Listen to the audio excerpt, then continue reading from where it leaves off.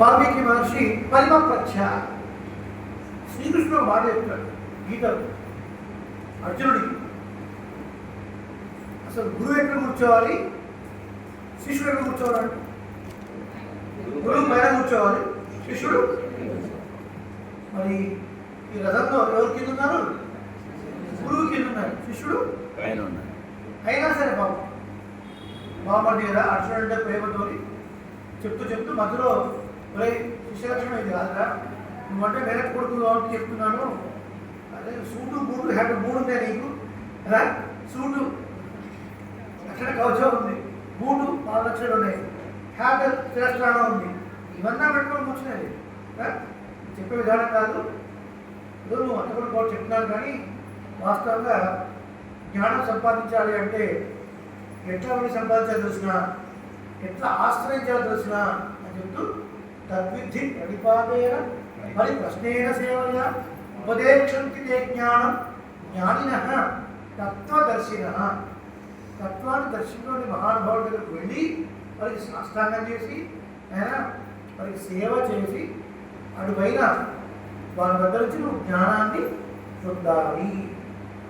ఇది లక్షణం, ఇది లక్షణం. కాబట్టి మనం అడుగుతుంటారు, ఈ మధ్యన పిల్లలకు రామాయణం స్టార్ట్ చేశాను కదా, మన వాళ్ళు ప్రిఫరెన్స్ చేస్తున్నారు, ప్రచారం చేస్తున్నారు.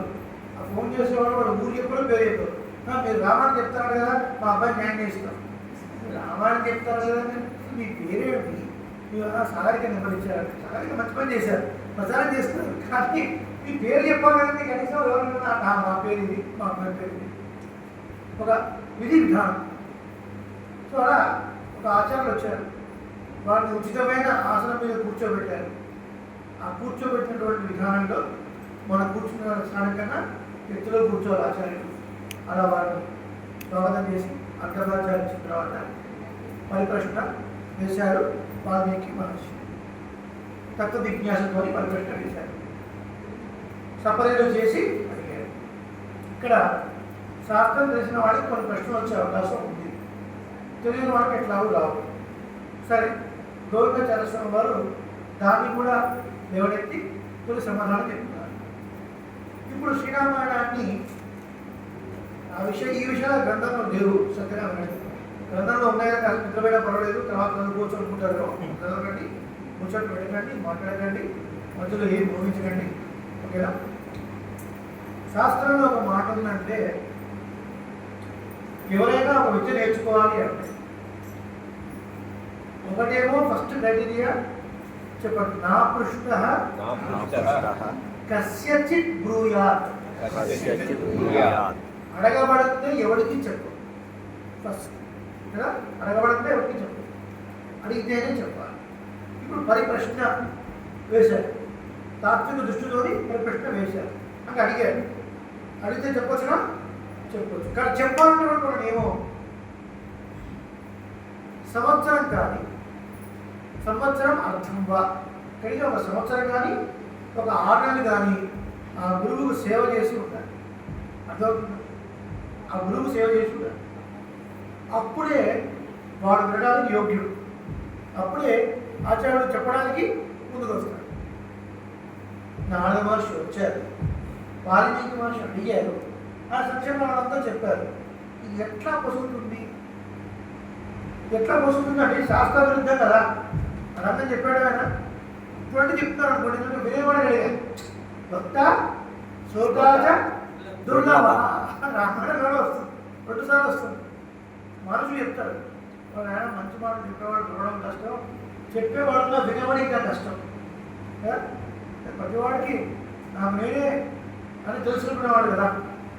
కాబట్టి ఇప్పుడు ఒక మాట కాదు, ఇప్పుడు ఒక మాట చెప్పాలి అంటే వాడు యోగ్యటువంటి సంవత్సరం కానీ కనీసం 6 నెలలు కానీ కడైసి పక్షం అట్లీస్ట్ 3 నెలలు కానీ సేవ చేసి ఉంటారు. అలా సేవ చేస్తేనే అప్పుడు చెప్పాలి. ఇప్పుడు నారద మహర్షి ఎట్లా చెప్పడానికి అంటే ఏదైనా ఒక జనరల్ రూల్ ఉంటే ఎక్సెప్షన్ రూల్ కూడా ఉంటుంది. చూడండి, general rule, exception. Traffic signal red పడినప్పుడు మనందరం ఆగాలి, జనరల్ రూల్. అంబులెన్స్ వెళ్ళాల్సిన అవసరం లేదు, ఎక్సెప్షన్. రైట్, అర్థమవుతుందా? అట్లాగే జనరల్ రూల్ సేవ చేయాలి. ఎక్సెప్షన్ రూల్ ఏంటంటే కొడుకు అడగాల్సిన పని లేదు, కుమారుడు అయితే అడగాల్సిన పని లేదు. అడగకున్నా సరే కూర్చోబెట్టి చెప్పాలి తండ్రి. అట్లా నాలుడికి భృగువంశ సంబంధం చేత ఈయన కుమారుడు వరుస అవుతాడు. వాల్మీకి మహర్షి భృగువర్ వంశం అని చెప్పాడు కదా, రాజేశుడు కుమారుడు. అట్లా ఈయనకు తండ్రి వరుస అన్నమాట. కాబట్టి కుమారుడు కాబట్టి అడగకపోయినా సేవ చేయకపోయినా చెప్పొచ్చు. అడిగాడు చెప్పాలి, కానీ సేవ చేయకుండా ఎట్లా చెప్తారండి అంటే కుమారుడు వరుస కాబట్టి కుమారుడికి ఆ రూల్ లేదు అని ఈ సంశయాన్ని కూడా తీశారు. నారద మహర్షి అంటేనే సకల సంశయ విచ్ఛేద. పరమాత్మ యొక్క సంకల్ప స్వరూపమే నారద మహర్షి. గుర్తుపెట్టుకోండి, పరమాత్మ యొక్క సంకల్పమే నారదుడు వచ్చాడు అంటే పరమాత్మ సంకల్పం. గుర్తుపెట్టుకోవాలి. శ్రీరామాయణం రావడానికి కూడా కారణం నారద మహర్షి. వ్యాసుడు శ్రీకృష్ణుడు చరిత్ర చెప్పాలి అని మహాభారతాన్ని మొదలుపెట్టాడు. గంగా గాంగేయుడు ఏదేదో యుద్ధం అదంతా చేసిన బాధపడుతూ కూర్చున్నాడు గంగా తీరంలో. కృష్ణపరమాత్మ చరిత్ర చెప్పాలనుకున్నాను. సపాద లక్ష గ్రంథం అని. ఇలా పాదం అంటే క్వార్టర్ అని అర్థం. క్వార్టర్ అంటే ఏదో నవ్వుకోగలరు, మీరు అనుకున్న క్వార్టర్ కాదు. క్వార్టర్ అంటే 25% అని అర్థం. సపాదం అంటే 1.25 lakhs. మన శ్లోకాలు రాశారు కానీ ఏవేవో చెప్పుకుంటూ వచ్చే చరిత్రలు, ఎక్కడో వచ్చే చరిత్ర వచ్చింది. ఇదంతా అసత్కీర్తనం అసత్కీర్తనం అని బాధపడుతున్నాడు. అప్పుడు మళ్ళీ నారద మహర్షి ప్రత్యక్షమయ్యాడు. బాధపడుతున్నావు అని చెప్పి నువ్వు భాగవతం రాయి అని ప్రోత్సహించాడు. మరి భాగవతాన్ని కూడా ఉపదేశించింది నారద మహర్షి. అట్లా భాగవతం కూడా ఏదైనా ఒకటి జరగాలి అంటే సంకల్పం పరమాత్మ సంకల్పమే అని చెప్తారు. అటువంటి సంకల్పమైనటువంటి నారద మహర్షి వాల్మీకి మహర్షి ఆశ్రమం కావడం, వాడు అడగడం, కుమారుడు వరుస కాబట్టి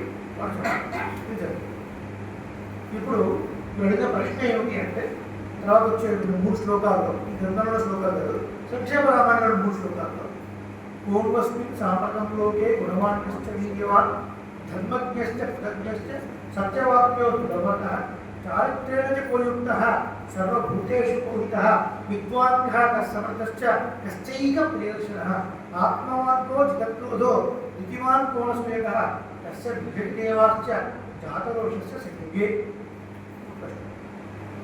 The one who is repository of 16 auspicious qualities, 16 గుణములు ఒక రాశిగా ఏ నరుడిలో ఉంటాయో దేవుడు చెప్పడు, ఏ నరుడిలో ఉన్నాయో ఆ మానవుడి గురించి నాకు చెప్పండి మహర్షి అని చెప్తూ అక్కడ 2 స్టార్ మార్కులు పెట్టాడు.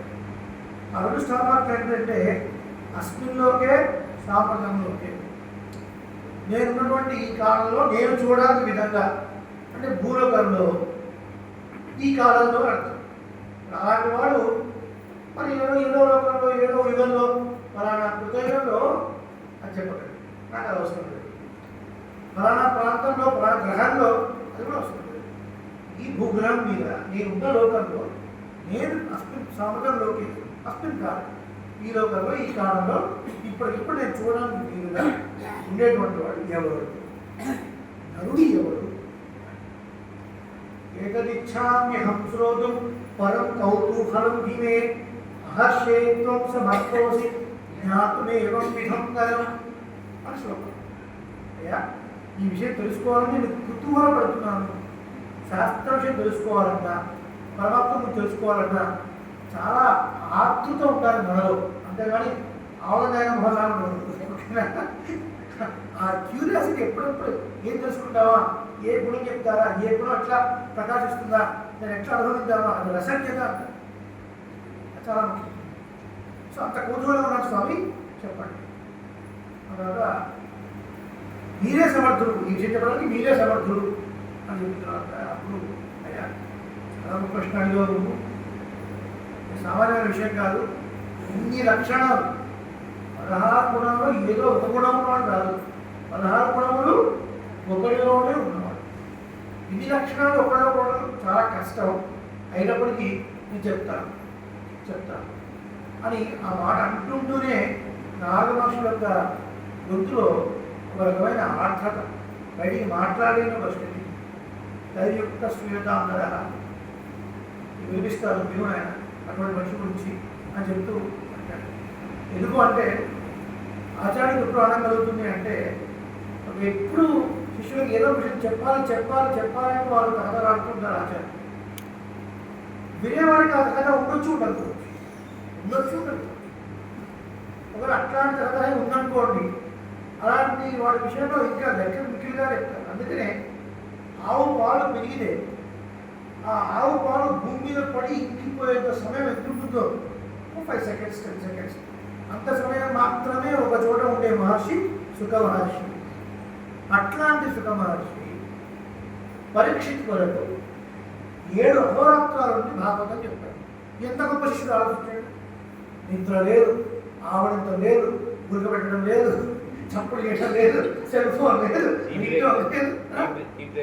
టీ బ్రేక్ లేదు, ఏమీ లేకుండా ఎంత శ్రద్ధగా ఉన్నాడో చూడాడు. సరదా చెప్తాను.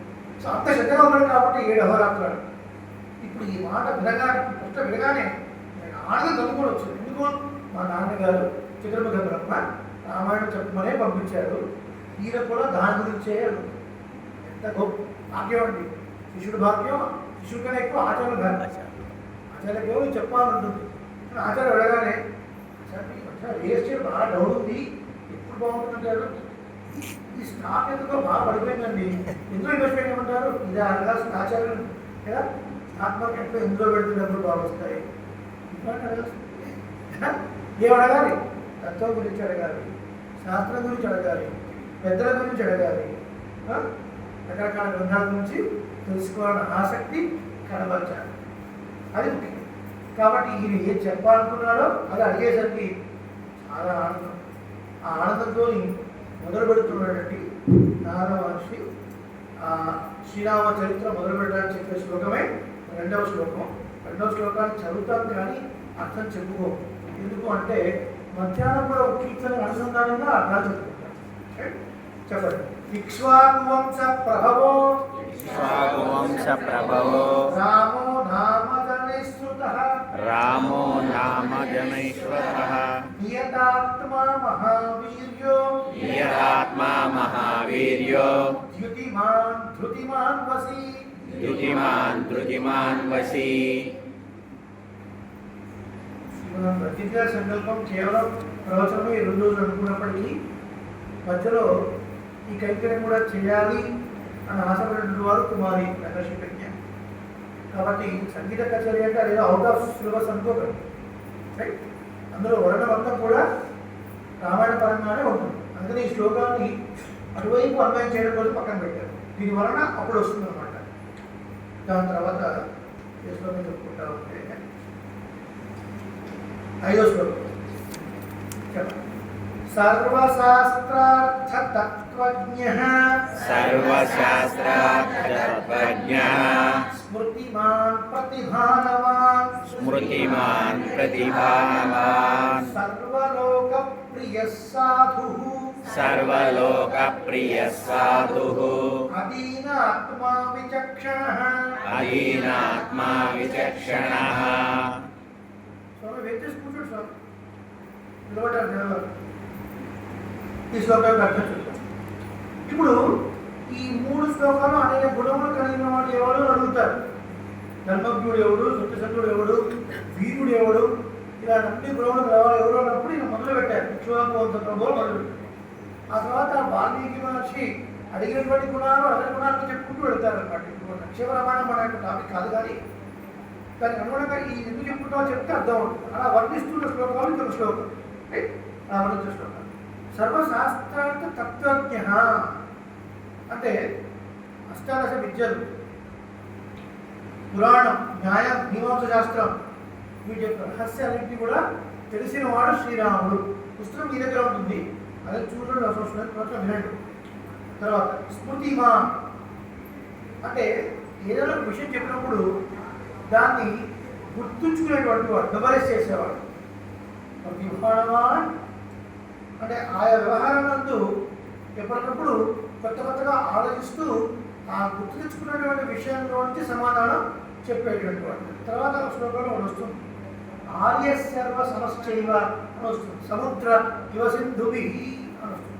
అంటే శ్రీరాముడు గుర్రపు స్వారీ నేర్చుకున్నప్పుడు, విలువిద్య నేర్చుకున్నప్పుడు మధ్య బ్రేక్ దొరకగానే రాముడి చుట్టూ చాలా గొప్ప గొప్ప వాళ్ళు చేరుతూ ఉండేవాడు. చేరుతూ ఉండి వాళ్ళకి ధర్మశాస్త్రాల్లో ఇటువంటి శాస్త్రాల్లో సందేహాలు ఉంటే రాముడితో మాట్లాడి రాముడితోని క్లారిఫికేషన్ తీసుకునేవాడు. మరి అంత నాలెడ్జ్ ఎక్కడికి వచ్చింది అంటే సర్వశాస్త్రాల తత్వజ్ఞ. ఒక శాస్త్రం తెలుసుకుంటున్నావు అంటే ఏదో పైపైన కాకుండా లోతుల వరకు దాన్ని తెలుసుకున్న దాన్ని ఇక్కడికి వదిలేకుండా దాన్ని మెమరైజ్ చేసిన దాన్ని సందర్భం వచ్చినప్పుడల్లా, వ్యవహారం వచ్చినప్పుడల్లా దాన్ని బట్టి కొత్తగా ఆలోచిస్తూ దాన్ని మళ్ళీ ఎగ్జిక్యూట్ చేసేటువంటి వాడు. అటువంటి వాడు శ్రీరాముడు అని చెప్తున్నాడు. సర్వలోక ప్రియ సాధు అంటే రెండు రకాల అర్థాలు. తాను లోకంలో ఉన్నటువంటి వాళ్ళందరికీ ప్రియమైన వాడు, అలాగే అందరూ తనకు కూడా ప్రియమైనటువంటి వాడు. రెండు రకాల అర్థాలు.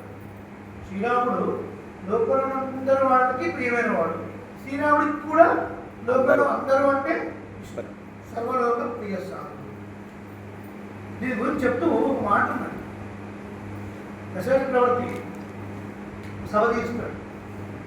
తీర్చి నాకు ఇప్పటికే నేను 60K కొట్టాను, అంటే 60,000 సంవత్సరాలు అయ్యాయి. 60,000 సంవత్సరాల వయసు, నా నెత్తి తెల్లబడిపోయింది, నా పొడుగు తెల్లది, ఈ స్వతంత్రం కింద ఇంకెంతగా అనుకుంటున్నాను, యువరాజ పట్టాభిషేకం రాముడికి చేద్దాం అనుకుంటున్నాను అంటాడు. అనగానే సభలో వాళ్ళంతా గట్టిగా చెప్పండి.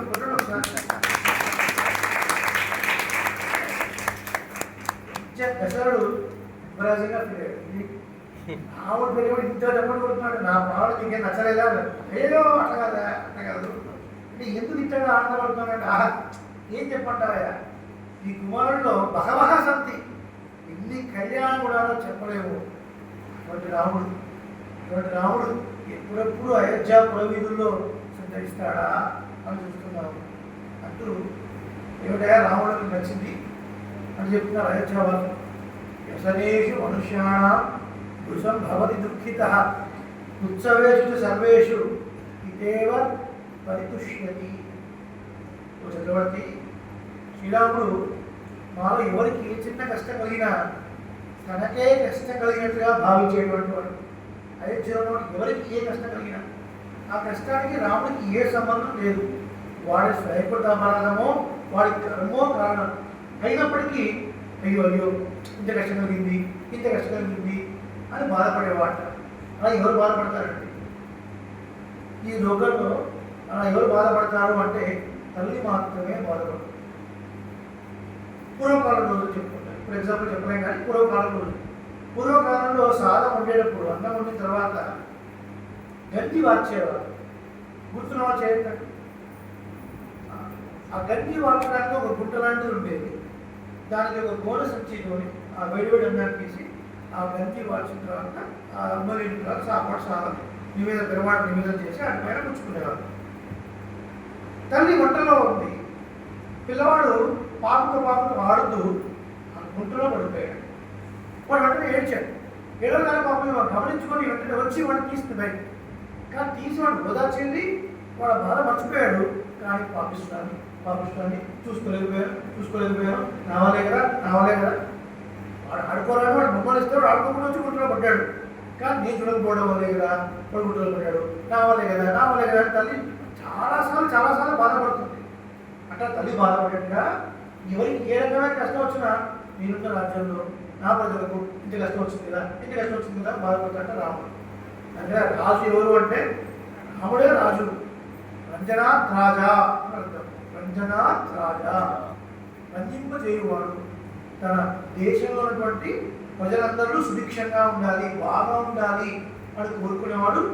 అటువంటి రాజ్య పాలన చేసినవాడు శ్రీరాముడు. మన రాజు ఎవరు అంటే రాముడే. ఎప్పటికీ రాముడే రాజు. అటువంటి వాడే ఇప్పుడు.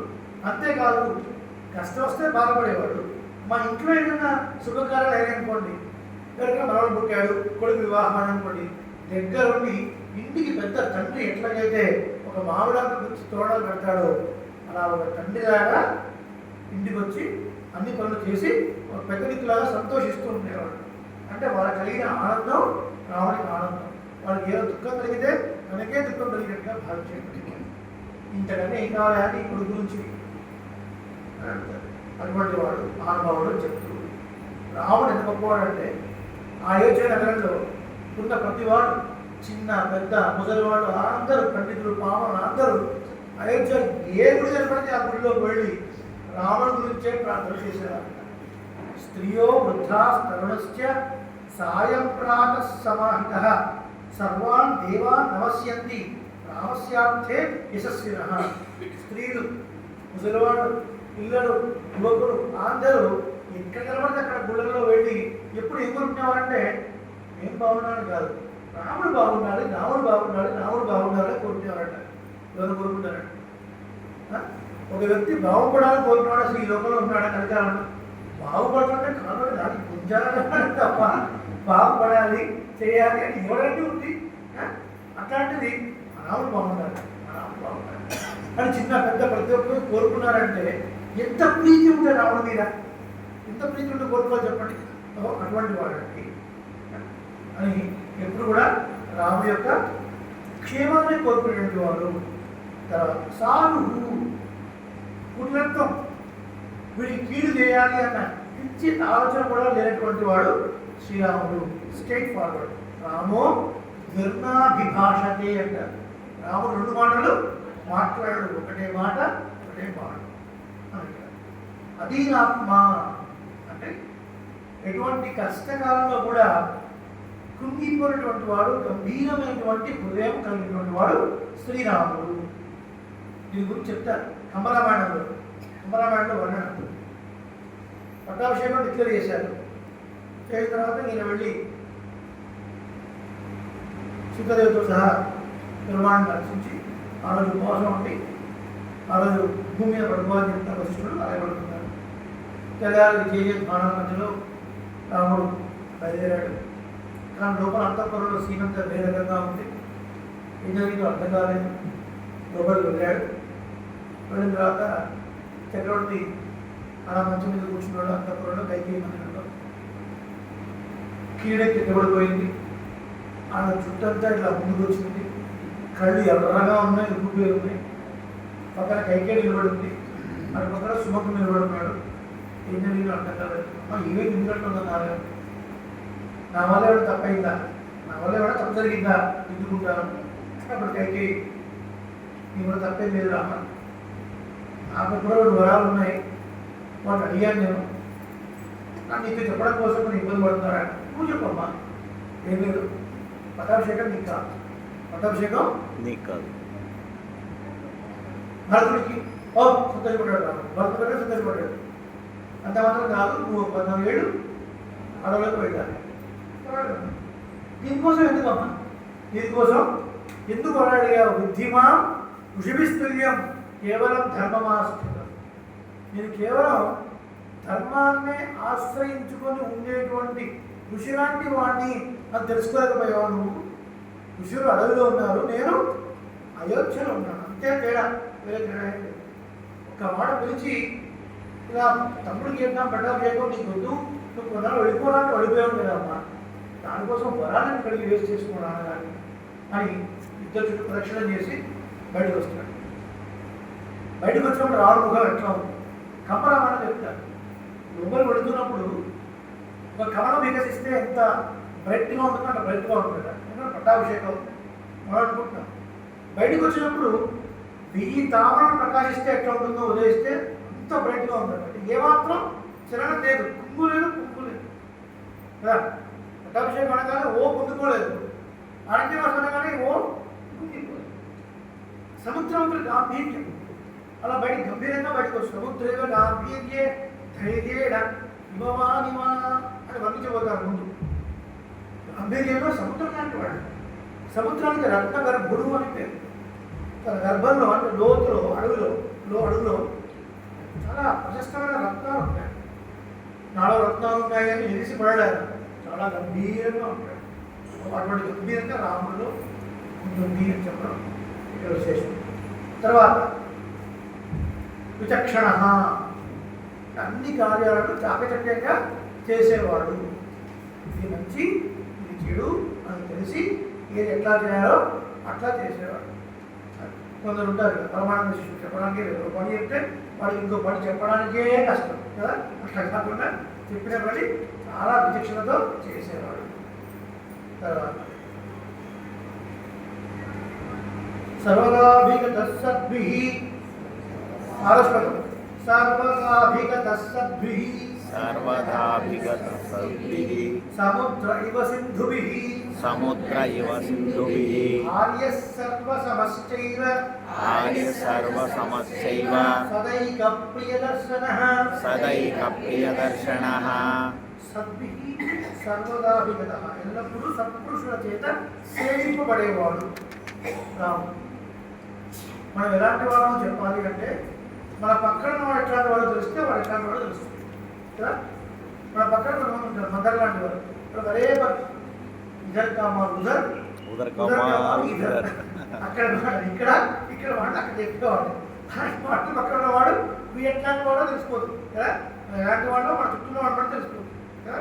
మనకు ఆ సమస్య లేదు. మనం చుట్టూ వాళ్ళందరూ కూడా భాగవతంలో వాడు సంబంధం. కాబట్టి సత్పురుషుల చేత ఎప్పుడు ఆవశ్యపడి ఉంటాడు రాముడు. ఇంకా చెప్పిన విషయం ఆ విషయం చెప్తూ జ్ఞానవృద్ధై వయోవృద్ధై శీలవృద్ధైశ్చ సజ్జనై హృదయా కష్టమై నిత్యం అష్ట యోగాంతరేష్వపి. యోగాంతరం కొంచెం సమయం దొరికినా కూడా సముద్ర ఇవ సింధుభిః నదులన్నీ చివరికి కలిసి సముద్రంలో కలిసినట్టుగా సత్పురుషులందరూ ఎప్పుడు చూసి రాముడు చుట్టూ ఉంటూ రాముడు సేవిస్తూ ఉండేవారు.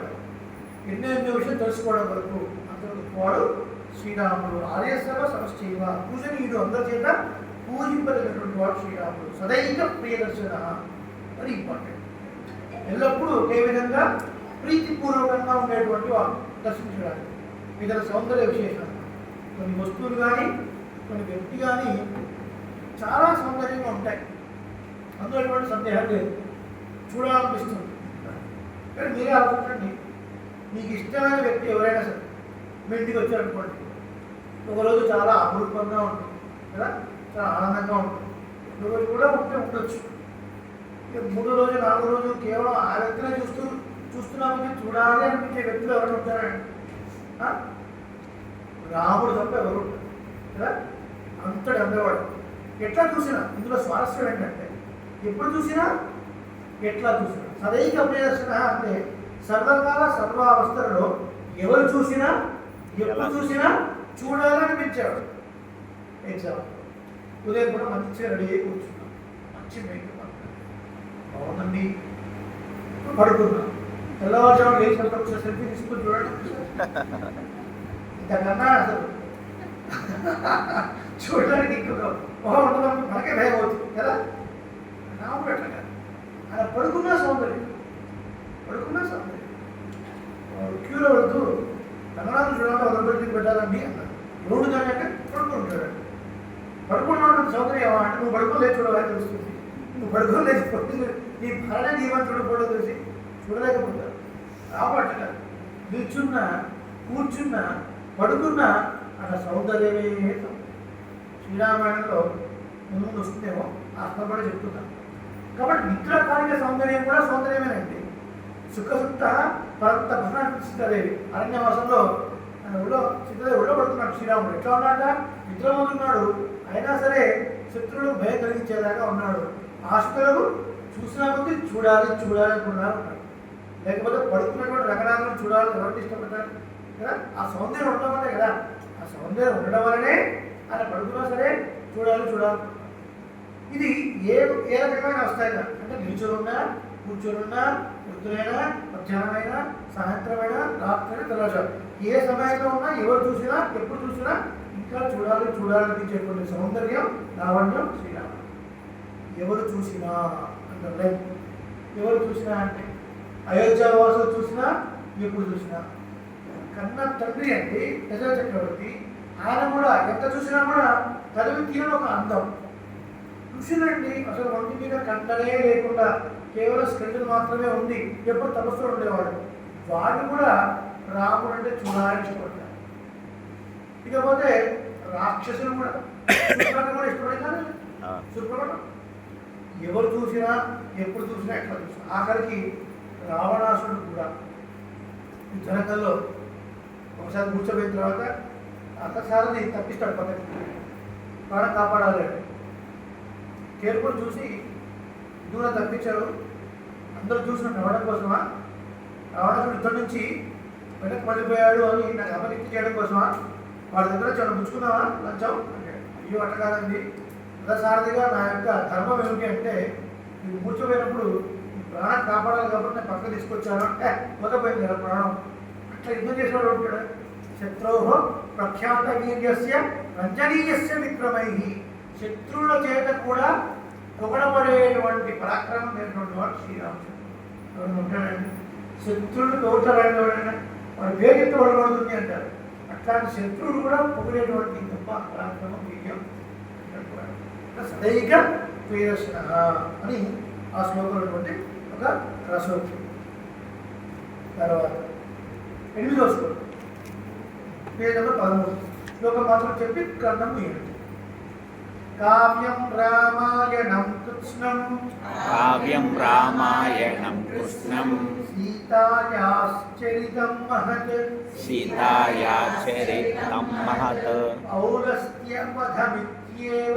పౌలస్య వధమిత్యేవ చకార చరితవ్రతః.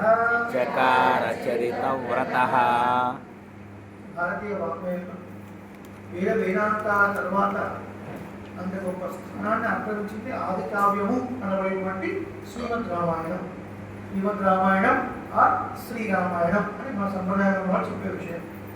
కేవలం రామాయణం అని చెప్పకూడదు. ఏం చెప్తాను కూడా శ్రీరామాయణం ఆర్ శ్రీమద్ రామాయణం.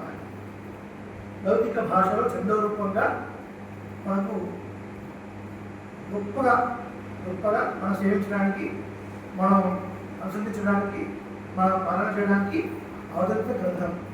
అంటే లౌకిక భాష అంటే వాడుక భాషను గట్టిగా చెప్పాలి అంటే కొద్దిగా అక్కడ సంస్కృతం అందింపబడింది. వేదం కూడా సంస్కృతంలో ఉంది, కానీ వేదం సంస్కృతం అంత ఈజీగా అర్థమయ్యే విషయం కాదు. ఆ ప్రక్రియ వేరు. శ్రీరామాయణ శ్లోకాల్లో ఈజీగా అర్థమయ్యే ప్రక్రియలోనే వాల్మీకి మహర్షి ఆ కావ్యాన్ని రాశారు. దాని వైభవం చెప్తున్నాడు, అంత గొప్పది చెప్తూ ఇది ఆది కావ్యం అవడం విశేషం. దీని తర్వాత ఎన్నో కావ్యాలు వచ్చాయి. ఎన్నో కావ్యాలు రావడానికి బేస్ ఏమిటి అంటే శ్రీరామాయణం అనే ఆది కావ్యమే అని చెప్తూ ఆధ్యాత్మ రామాయణం, ఆనంద రామాయణం, మొదల రామాయణం, ఎన్నో రామాయణాలు వచ్చాయి. కానీ మూల రామాయణం మాత్రం వాల్మీకి మహర్షి ఆది కావ్యం అవడం ఒక విశేషం. అలాగే ధర్మాన్ని, బ్రహ్మతత్వాన్ని బోధించడంలో వేదం లాగా అనేక విధానాన్ని అవలంబించగా పాఠకుల హృదయాన్ని ఆకర్షించి తత్వాన్ని ప్రబోధించడంపై లలితమైన కావ్య పద్ధతిని అవలంబించడం దీని ప్రత్యేకత అని చెప్తారు. నదే వాగంతులే కావ్యే కాదితత్ర భవిష్యతి. ఇక్కడ విషయం ఏంటంటే వేదం చెప్పే ప్రక్రియ వేరు, కావ్యం చెప్పే ప్రక్రియ వేరు. నారద మహర్షి వచ్చారు, వాల్మీకి మహర్షికి సంక్షేమ రామాయణం చెప్పారు. ఆ తర్వాత చతుర్ముఖ బ్రహ్మ కూడా వచ్చారు. వచ్చి వాల్మీకి మహర్షికి మంగళాశాసనం చేసి ఆయన నువ్వు శ్రీరామాయణం రచించవలసినది అని చెప్పాడు. బేస్ 100 శ్లోకాలు మాత్రం ఉపదేశం లేదు. ఆ 100 శ్లోకాలు సంక్షేప రూపంలో ఉంది. దాని విస్తారంగా 24,000 శ్లోకాలతోని నువ్వు రామాయణాన్ని రచించగలవు అని మంగళాశాసనం చేసి అదే వాగంకృత కావ్యే, నువ్వు రచింపబోయే కావ్యంలో ఒక్కడి కూడా అసత్యం ఉండదు, ఇది నా వరం అని బ్రహ్మ వివరించాడు. కాచితత్ర భవిష్యత్తు, ఎక్కడ ఒక పొల్లు కూడా తప్పు ఉండదు. అంత మాత్రం కాదు, చాలా వరాలు వచ్చాడు. ఎంతకాలం ఉంది రామాయణం అంటే ఈ లోకం పైన కొండలు, గుట్టలు, నదులు, చెట్లు ఉన్నంతకాలం ఈ రామాయణం పచ్చగా ఉంటుంది, ప్రచారం అవుతుంది. అటుపైన అన్ని లోకాల్లో సంతరిస్తూ నా లోకాన్ని చేరుకుంటావు. అంత మాత్రం కాదు, రహస్యచ్చ, సభలో మాట్లాడుతున్న విషయం కానీ, రహస్యమైన విషయం కానీ ఏదున్నా కూడా నీకు తెలుస్తుంది అని వరమిస్తారు. అలా వాల్మీకి మహర్షి ఒకసారి ఆచరణం చేసి కూర్చొని శ్రీరామాయణం రాద్దామని ఇలా మొదలు పెట్టగానే జరిగిన కథ, జరుగుతున్న కథ, జరగబోయే కథ ప్రతిదీ అని ప్రస్ఫుటంగా కనిపించింది. అలా రాశాడు. నడుస్తూ ఉన్నప్పుడే వ్రాయబడేదాన్ని ఇతిహాసము ఇది ఇలాగే జరిగింది అని చెప్పాలి. ఆయా వృత్తాంతాల చేత ధర్మార్థ కామమోక్ష చతుర్విధ ఫలపురుషార్థాలు మనకు అందించేదిలాగా ఉండాలి. దానికి ఇతిహాసము అంటే వేదాంతాలని ఉపబృంహణం చేసి వేదంలో చెప్పిన చిన్న విషయాన్ని చాలా పెద్దగా మనకు అందించడానికి వచ్చినవే ఇతిహాస పురాణములు. కాబట్టి అటువంటిది ఇంకా గొప్ప విషయం ఏంటంటే ఇది ఆది కావ్యము. ఎటువంటి కావ్యం అంటే చాలా లలితంగా చాలా సాఫ్ట్గా మనకు తెలియాల్సిన విషయాన్ని చెప్పేటువంటి గొప్ప గ్రంథం అన్నారు. నేను వేదం చెప్పరా, వేదం కూడా చెప్తుంది. కాబట్టి వేదం ఎట్లాంటిది, కావ్యం ఎట్లాంటిది, పురాణం ఎట్లాంటిది చెప్పారు. చాలా అందంగా చెప్తారు మన పెద్దలు చెప్పినా కూడా. వేదం ఎట్లాంటిది అంటే రాజు యొక్క ఆజ్ఞ లాంటిది. ఇది చేయకపోతే దండన కఠినంగా ఉంటుంది రాజాజ్ఞ. ఇక పురాణ ప్రక్రియ మిత్రుల్లాగా ఒక ఫ్రెండ్ లాగా చెప్పడం. కానీ కావ్య ప్రక్రియ మాత్రం ఒక కాంత, ఒక ప్రేయసి, ఒక ప్రియులా చెప్తే ఎట్లా ఉంటుందో అట్లా ఉంటుందని కావ్యం. మంచి విషయాన్ని చెప్పాల్సి వచ్చినప్పుడు రాజులాగా కఠినంగా చెప్తే ఎందుకు పిల్లవి అని మండుకేస్తాడు మనం. ఫ్రెండ్ లాగా చెప్పామనుకోండి, వీడు మనవాడు ఏదో చెప్తుంటాడు ఏదో అని పక్కన పెట్టేస్తాడు. కానీ ఒక ప్రియమైన వారు, ఒక డియర్, ఒక లవర్ చెప్పాలనుకోండి, బంగారం ఇది వద్దు, బంగారం ఇది చెయ్యి అంటే చేస్తాడంటే చేస్తారా లేదా చేస్తారు. అలా ఈ కావ్యం అన్న బుద్ధి బంటు బంగారం అని అట్లా మనం బోధిస్తుంది రామాయణం. కాబట్టి కావ్యం కాంతా సంగీతం అన్నారు. ఒక ప్రియురాలు లేదా ప్రియుడు ఎట్లా బోధిస్తే మనకు వింటామో అప్పుడు ఎంతమంది చెప్పినా వినడం. నువ్వు చెప్తున్నావు వాటి వింటాను కదా, నువ్వు చెప్తున్నావు వాటి వింటాను. ప్రియురాడికి అంత స్థానం. కాబట్టి కావ్యం కూడా ఆ పద్ధతిలో బోధిస్తుంది. రామాయణం కూడా అట్లా చెప్తుంది మనకు. అటువంటి కావ్యం రామాయణం కృష్ణం సీతాయా చరితం మహత్. వాల్మీకి మహర్షి మొట్టమొదటి గ్రంథాలు పెట్టిన వేరేమిటి? సీతాయా చరిత్ర మహత్. సీత యొక్క చరిత్రయే, సీతా సాధు చరిత్రయే ఇదంతా మన రాసిన పట్టణంలో ఇదే విషయం చెప్తారన్నమాట. రామాయణం అంతా గుహన్ నీ కీర్తి మొత్తం కూడా కీర్తిస్తాడు రాసిన పట్టణంలో కూడా. కాబట్టి సీతాదేవి యొక్క వైభవం ప్రతిపాదన ఇందులో. అటుపైన మహత్ చాలా గొప్పమైనటువంటి అర్థాలు ఇందులో నిక్షిప్తమై ఉంది. అటుపైన దేవతలలో ఇందులో గొప్ప ఉన్నారు, మహనీయులు ఉన్నారు.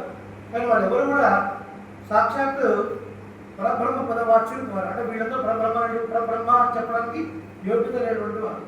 ఎవరండి పరబ్రహ్మ అంటే ఈశ్చతే లక్ష్మీ చపత్న్యూ అని కృష్ణుడితో చెప్పినట్టుగా భూదేవి శ్రీదేవి భర్తగా కలగడం, భార్యగా కలగడం ఎవరో వాడు పరబ్రహ్మము అని చెప్పాడు.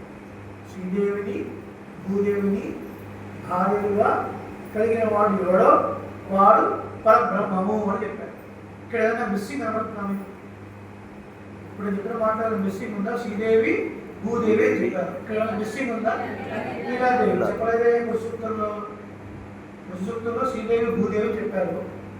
అంటే అక్కడ చకారం ప్రయోగించబడి చకారాన్ని సముచ్చయార్థంగా చెప్తారు. చకారం అనేది సముచ్చయార్థం అంటే కలిపి చెప్పినట్టుగా. అంటే శ్రీదేవిని భూదేవి చెప్పినట్టే ఇంద్రదేవిని కూడా కదా. లక్ష్మీశ్చ ఆ చకారం అనేది సముచ్చయార్థంగా వచ్చినప్పుడు శ్రీదేవి భూదేవి నీలాదేవి అని అంటారు. మన పరమత నాలుగు ఎట్లుంటాడండి? ఆదిశేషు మీద కూర్చొని శ్రీదేవి భూదేవి నీలాదేవి సమితులు అంటాడు. అంటే పుస్తకంలో పరబ్రహ్మ ఎవరు? లక్ష్మీశ్చవత్యూ శ్రీ భూలీలా సమితం ఉన్నవాడు కూడా వాడే పరబ్రహ్మము. కాబట్టి అటువంటి మహత్వతను తత్వాన్ని చెప్పింది శ్రీరామాయణం అనే ఆది కావ్యము. అటువంటి ప్రశస్తిని బట్టి రాద్దాము. ఇకపోతే సీతా యొక్క చరిత్రమే చాలా గొప్పగా చెప్తూ అవిపైన పౌరస్య వధ అంటే పౌరస్తుడు యొక్క మనవడు రావణాసుడు వాడి వధ గురించి చెప్పేది శ్రీరామాయణం అని చెప్పి ఆఖరికి శ్రీరామాయణం అనే పేరు పెట్టారు ఈ భాష. శ్రీరామాయణము అంటే అర్థం ఏంటంటే శ్రీశ్చ రామశ్చ శ్రీరామం తయోహో అయనం. కేవలం చాలామంది చెప్పే అర్థం ఏంటంటే రామాయణం రాముడి యొక్క అయనము, రాముడి చరిత్ర అండి అని.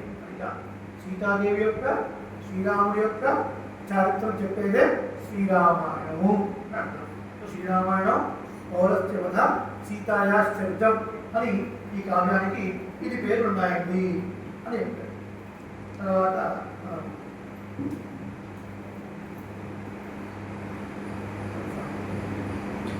వాస్తవానికి గ్రంథంలో ఉన్న శ్లోకాలని చెప్పుకోవాలంటే ఒక్కొక్క శ్లోకాలు 20 నిమిషాలు చెప్పు వేసుకుంటే 150 శ్లోకాలు ఇంటూ 20 నిమిషాలు సుమారుగా 2160 నిమిషాలు. మరి గంటల్లో మారుస్తే 36 గంటలు అంటే 1 డే. ఒకవేళ గంటలో మనం ఒక 8 రోజులో మనం 8 గంటలు వినాలనుకున్నా కూడా కనీసం 4 రోజుల్లో పడుతుంది. మనకున్న 2 రోజులే సమయం కాబట్టి సెలెక్టివ్గా ఈ గ్రంథంలో ఉన్న కొన్ని విషయాలు మనం చెప్పుకుంటున్నాం. ఆసక్తితో మిగతా శ్లోకాలు ఒక అర్థాలు మీరంతా ఇంట్లో ప్రశాంతంగా చదువుకోవాలి అని నేను ఒక ఉద్దేశం. ఇంకొక సంకల్పం కూడా రేపు రోజు చెప్తాను మీ గురించి. తర్వాత 11వ శ్లోకం పేజ్ నెంబర్ 19 తీయండి. దగ్గర బలాడంగా ఉంటే ముచ్చట్లు ఏం లేదా? ముచ్చట్లు ఏం లేదా? Page number 19. అహం వేద్మి మహాత్మానం అహం వేద్మి మహాత్మానం రామం సత్యపరాక్రమం రామం సత్యపరాక్రమం వసిష్ఠోపి మహాతేజః వసిష్ఠోపి మహాతేజః ఏ చే మే తపసి స్థితాః ఏ చే మే తపసి స్థితాః. నందమూసే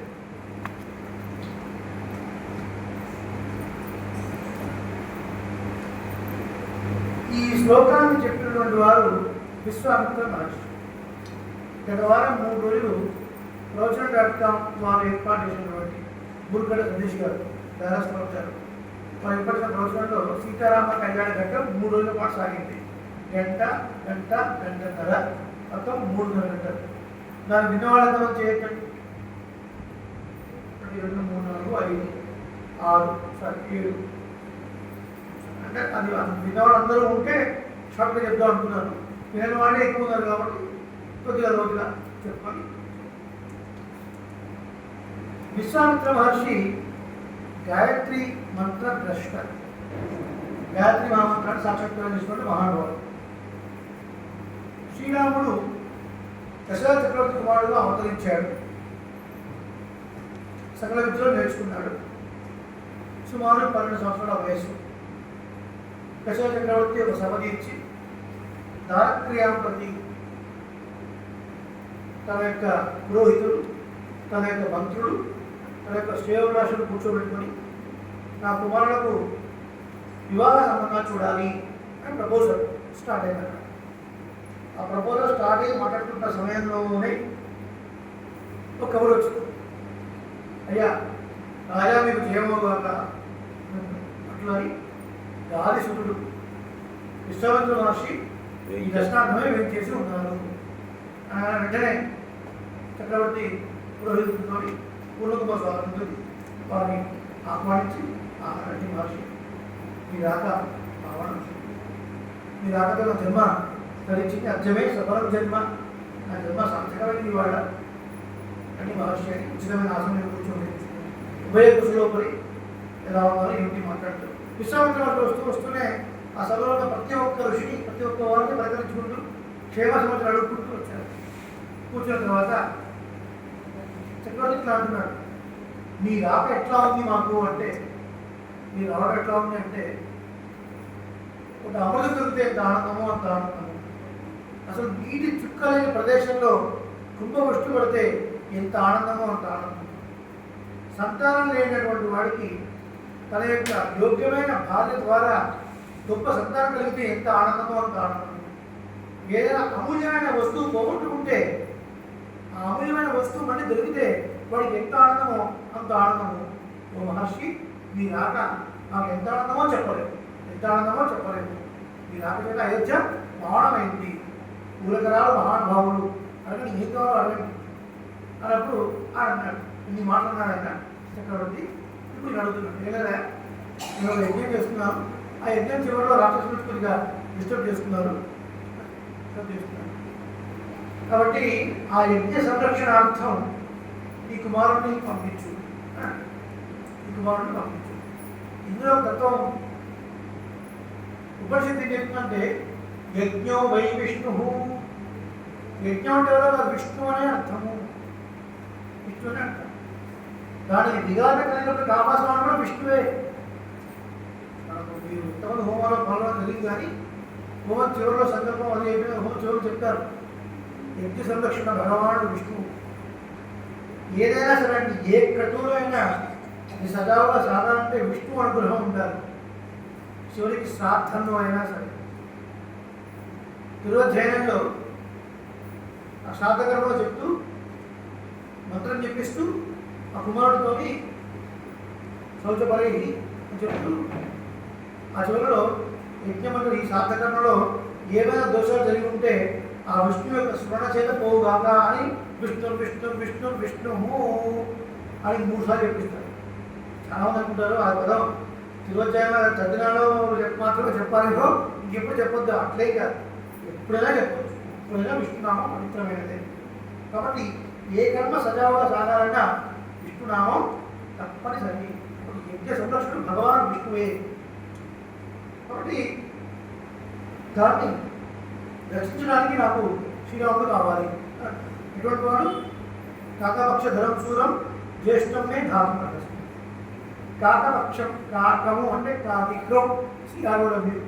పక్షము అంటే రెక్క, కాకి రెక్కలాగా నల్లగా ఉంటూ చక్కగా ఊగుతూ ఉండేటువంటి శిఖ, బాలశిఖ, శిఖ కలిగినటువంటి వాడు ఈ జ్యేష్ఠ కుమారుడికి నాతో పంపించవయ్యా అనగానే ఈ చక్రవర్తి ఒకసారి ఒక ముహూర్తం పాటు మూర్చిపోయాడు. ఎంతసేపు ముహూర్త కాలం అంటే కరెక్ట్ 48 minutes, 2 గడియలు 48 minutes మూర్చిపోయి తర్వాత తెలుగుని రాముడు యుద్ధం చేసే శక్తి ఉందని అనుకోవట్లేదు మహర్షి. ఎవరి దగ్గర కూడా ఎవరి దగ్గర వచ్చాడు తెలియదండి. I think you are suppose to go to Jayaram, but by mistakely you are come to D Ram. మీరు వెళ్ళాల్సింది జయరామ్ అంటే ఎవరు? జమదగ్ని రాముడు. జమదగ్ని కుమారుడు పరశురాముడు. ఆయన దగ్గర వెళ్ళాల్సింది పోయి డి రామ్ అంటే దశరథ రావడానికి వచ్చారేమో అంటాడు. నేను డి రామ్ దగ్గరికే రావాలనుకున్నాను, నేను డి రామ్ దగ్గరికి వచ్చాను అన్నట్టు విశ్వామిత్ర మహర్షి. నేను కెట్టగానే వచ్చానయ్యా అంటాడు. ఏమిటంటే ఈ పిల్లవాడి విషయంలో మీకు ఈ వచ్చి యుద్ధం చేసేటట్లు పడుతుంది మీకు. నా ముందు 3 శ్లోకాలు ఉన్నాయి. చాలా బలవంతమైన రాక్షసులు వాళ్ళంతా. వాడిని నిగ్రహించడం ఆయన వల్ల కాదు. రాముడు చిన్న పిల్లవాడు, కావాలంటే చెప్పండి నేను వస్తాను. అప్పుడు చెప్పిన శ్లోకం అహం వేద్మి మహాత్మానం రామం సత్యపరాక్రమం శిష్టోమి మహావేగాః ఏచే మే తపస్సితాః. ఓ చక్రవర్తి, పుత్ర వాత్సల్యం చేత నీ ముందున్నవాడి కుమారుడు నీకు నీ పిల్లవాడిలాగానే నీకు కనబడుతున్నాడు. నువ్వు ఆయన వయస్సును బట్టి, ఆయన యుక్తులు బట్టి, ఆయన పొడవులు బట్టి, ఆయన సౌకుమార్యాన్ని బట్టి, ఆయన లావణ్యాన్ని బట్టి నువ్వు చిన్న పిల్లవాడుగా భావిస్తున్నావు. కానీ ఆయన ఎవరో నీకు తెలియదు, నాకు తెలుసు అన్నాడు. అహం వేద్మి అంటే ఐ నో రామం, రాముడిని నేను ఎరుగుదును. I knew about Ram. ఇటువంటి వాడు సత్యమైన పరాక్రమం కలిగినటువంటి వాడు. చూడడం పరాక్రమం కాదు, సత్యమైన పరాక్రమం. అంటే ఎల్లప్పుడూ తన పరాక్రమం అట్లాగే ఉంటుంది. ఒక సమయంలో పరాక్రమం ఉండకపోవడం, ఒక సమయంలో లేకపోవడం అనేది ఉండదు. సత్యమైన పరాక్రమం కలిగినటువంటి వాడు. వశిష్ఠో మహాదేజాః ఏచైవే తపస్సితాః. ఈ విషయం నేను మాత్రం నాకు మాత్రమే తెలుసు అని అనుకుంటున్నాను. కాదు కాదు, ఈ సభలో వాడిని వశిష్ఠుడికి తెలుసు, ఇతరుల ఋషులకు కూడా తెలుసు. అంటే అర్థం ఏంటి? ఇంతమంది తెలుసు కానీ నీ ఒక్కడికే తెలియదు. నీ ఒక్కడికే తెలియదు అంటారు. కొద్దిగా ఒక ఎగబడి ఎవరిది? దశరథుడు. ఆ కొడుకు గురించి ఆ కొడుకుగా నీకు తెలుసే చెప్తారు. మీరే ఆలోచించండి. మీ పక్క వీధిలో రాముడు వచ్చి మీ వాళ్ళ గురించి నాకు బాగా తెలుసండి అంటే ఎవరు? ఒళ్ళు పడిపోవాలి, ఒళ్ళు మండిపోయి చేతులు ఏమి చేస్తారు వాళ్ళు తరపడతారా? అంత గొప్ప కాకుండా నా తెలియదు. ఎట్లా తెలుసు విశ్వామిత్ర మహర్షికి, ఎట్లా తెలియదు దశరథుడికి. ఇది రామాయణం అండి. శ్రీరామాయణంలో వివరణ లేదు. ప్రియలక్ష్యం పెట్టేటువంటి మహానుభావుడు వాల్మీకి హృదయం తెలిసినటువంటి వారు ఈ శ్లోకం దగ్గర ఆగిపోయారు. శ్రీరామాయణ సేవిస్తూ ఈ శ్లోకం దగ్గర ప్రియలక్ష్యం పెట్టే ఆగిపోయి ఎంత అద్భుతమైన శ్లోకం కదా. అహం వేద్మి మహాత్మా రామం సత్య పరాక్రమం. ఈ మాట విశ్వామిత్రుడు చెప్తున్నాడు. ఎందుకు ఆయన అడిగాడు, ఎందుకు ఇది చెప్పాడు అనేది ఎక్స్ప్లెనేషన్ లేదు. కానీ వాల్మీకి మా శుద్ధం తెలుసు. అలాగే విశ్వామిత్ర మహర్షి హృదయమో తెలుసు, దశచక్రుడి హృదయం కూడా తెలుసు. ఆ తెలిసిన వాడు కాబట్టే పరివాక్షకుడు. కటాక్షైక లక్షణాం సులభ శ్రీధర సహా. ఎవడి కటాక్షం మన మీద పడితే ఆ శ్రీధరుడు త్వరగా లభిస్తాడు, సులభంగా లభిస్తాడో అటువంటి దైవాక్షం వెళ్ళి నమస్కారం అని తనియా. అంత గొప్పవాడు. దీనికి వ్యాఖ్యానం రాశారు.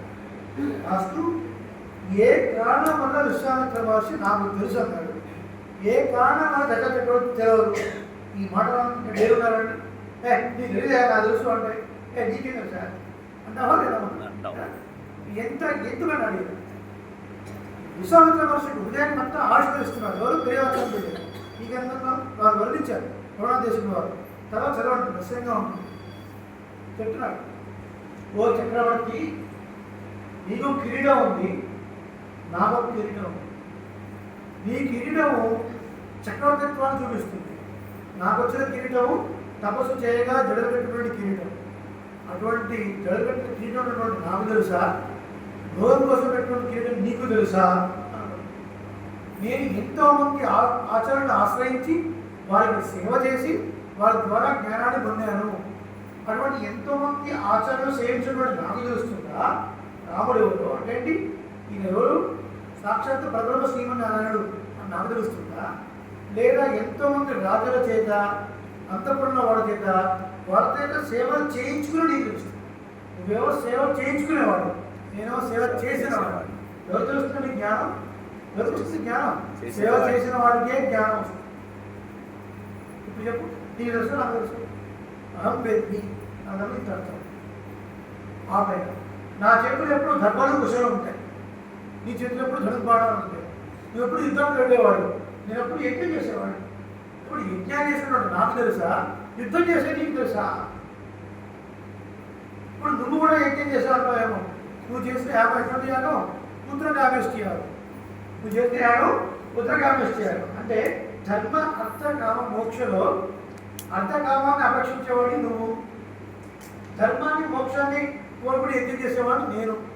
ధర్మాన్ని యజ్ఞాన్ని కోరుకొని మోక్షం చేసే నాకు తెలుస్తుందా రాముడు? అర్థాన్ని కావాలని పుత్రకామం చేసినట్టు నీకు తెలుస్తుందా రాముడు అని స్వారస్యమైన. ఇలా అహం వేద్ది చెప్తూ రామం సత్యపరాక్రమం, సత్యమైన పరాక్రమాన్ని కలిగినటువంటి వాడు అని చెప్తూ చక్రవర్తి, నువ్వు రాముల్లో పుత్రుని మాత్రమే చూస్తున్నావు, అది తగదు. అందులో నాకు తెలుసు, నువ్వు పంపించు మంగళమవుగాక. ఆ రాక్షసులు సమర్పబడ్డవారు అని అనుకో అయిపోతుంది. అయినా సరే పంపం అన్నించి రాలేదు. ఎవరు పంపించడానికి అంత ఈజీగా ఒప్పుకోరు. ఆ తర్వాత మనం వెళ్ళే ముందు ఇంకో విషయం చెప్తాం. ఆ తర్వాత మనం ఆయనతో మాట్లాడారు. విశ్వామిత్ర మహర్షికి కోపం వచ్చింది. మామూలుగా కొద్దిగా జ్ఞానం ఎక్కువ ఉన్న వాళ్ళకి కోపం వస్తేనే మనం భయపడతాం కదా. ఏదో భాగవతులు జ్ఞానులు ఆచార్యులు వాళ్ళ మాట అన్నాం, వాళ్ళ మనసు ఎంత బాధపడిందో, వాళ్ళు తిరిగి ఒక మాట అంటే మన పరిస్థితి ఏంటి? ఇప్పుడు ఏం మాట్లాడాలి? చూశాడు. విశ్వామిత్ర మహర్షి వస్తున్నప్పుడు ఆయన స్వాగతించి దశరథుడికి మాట చెప్పాడు. ఆ మాట దాంట్లో విన్నవించాడు. పట్ల ఒక్కడగా మీకు గుర్తుందా?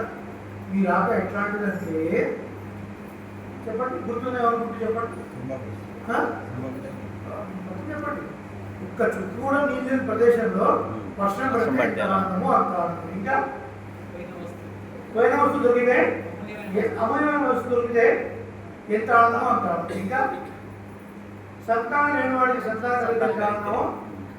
కాబట్టి మీ రాక కొని నా జన్మ సఫలమైంది, ఏం కావాలో అడగండి అని. మీరు అడిగిన తర్వాత నా పిల్లవాడు చిన్నవాడు నేను పంపిలేను, పుండరీక విశాలాక్ష పుండరీక కన్నున్నవాడు ఇదే నేను పంపిలేదని అన్న తర్వాత అప్పుడు విశ్వామిత్ర మహర్షి కోపం వచ్చింది. కాకుంచ వంశంలో పుట్టినటువంటి ఓ రాజా, మిథ్యా ప్రతిజ్ఞ చేసినటువంటి ఓ రాజా బంధువులతోని మిత్రులతోని సుఖంగా ఉండు అని, బంధువులతోని మిత్రులతోని సుఖంగా ఉండు మిథ్యా ప్రతిజ్ఞ మాటకి చెప్పిన ఓ రాజా, నువ్వు బంధువులతో మిత్రులతోని సుఖంగా ఉండు వెళ్ళిపో. ఇది ఆశీర్వచనమా లేకపోతే అక్షంతలా అంటే అక్షతలు. బాగా ఉండు, మంచిగా ఉండండి, మంచిగా ఉండండి. అంటే ఏంటంటే ఆ ప్రాంతంలో వచ్చిన అర్థం ఏదైనా మాట్లాడేది కదా కాబట్టి చాలా మృదువుగా చెప్పాడు అన్నమాట. విద్యాపతికి చేసినటువంటి ఋషి బాంధవాహ మిత్రాహ సుఖీ భవ సుఖీ భవ. లేచి చర చర చర నడుస్తుంటే భూమి ఒక్కసారి షేక్ అయింది. విశ్వామిత్ర నడుస్తుంటే భూమి షేక్ అయింది. అంటే వశిష్ఠుడు ఆగండి అని వెళ్ళండి, విశ్వామిత్రుడు ఆగండి, శాంతించండి. చక్రవర్తి ఒకసారి కదా ఈ పదవి తీసుకెళ్ళాడు. ఇచ్చావయ్యా ఆయన వచ్చాడంటే మంగళకరం తమ పుత్ర హితార్థాయ, నీ కుమారుడు హితం కలిగిన కోసం వచ్చాడు మహానుభావుడు అలాంటి వాడు దర్శనం మామూలు. నీ కుమారుడికి మంగళం అవుతుంది. చిన్న పిల్లవాడు పాలు కాలే ముద్దలు ఇంకా విషయాలు రాలేదు ఇంకా ఇవన్నీ కాదయా, ఆయన వచ్చాడంటే మంగళకరం అవుతుంది, ఏమీ ఆలోచించడం పంపించు అని వశిష్ఠుడు చెప్పిన తర్వాత వాళ్ళ కులగురువు ఇక్ష్వాకంశ కులగురు వశిష్ఠుడు చెప్పిన తర్వాత అప్పటిదాకా వాడిపోయి ముగ్గులుంచిపోయినటువంటి తామర సూర్య కిరణాలతో ఇలా బ్రైట్గా ప్రకటించినట్టుగా ముఖం వెలిగిపోయి అప్పుడు ఆ మనిషి క్షమించండి తీసుకువెళ్ళండి 1+1 లక్ష్మణుడు కూడా పంపించండి. ఇప్పుడు మిస్టేక్ అయింది, దాన్ని తెప్పించుకోవాలి ఏంటి అడిగిందంటేనా ఇంటికి వెళ్ళాం. ఆచార్య ఇది 10,000 వచ్చాయో చెప్పండి. 10,000 అవసరం. అయ్యో 10,000 అన్నీ ఇచ్చాము. ఏం కావాలంటే అవి ఇస్తాను ఇయ్యవా అని వెళ్తున్నప్పుడు ఏం చేయాలి? 11,000 తీసుకోండి అన్నట్టుగా అప్పుడు లక్ష్మణుడు కూడా